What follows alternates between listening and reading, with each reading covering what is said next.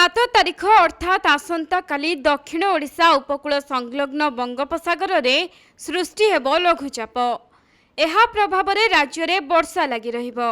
आसंता 5 दिन राज्य रे वर्षा हेबार संभावना रहिछि।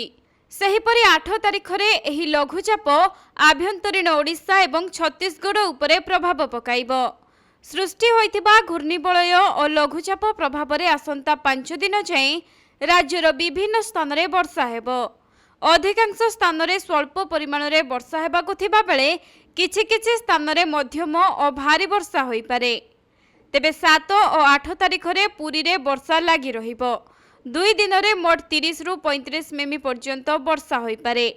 7 तारीख बा रथयात्रा दिन झिपिझिपि वर्षा हेबा संगकु 8 तारीख सकाळु झिपिझिपि वर्षा लागि रहिबो।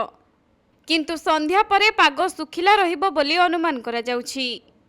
सेपटे रथयात्रा समय रे पुरी रे आउ गुळुगुळी रहिबोनी।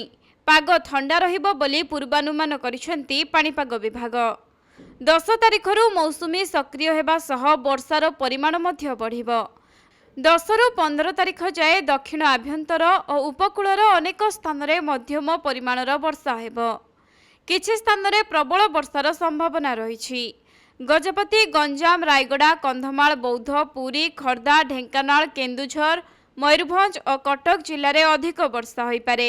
अन्यपटे बालेश्वर, जाजपुर और केन्द्रापड़ा रे कम वर्षा हेबार संभावना रहिछि।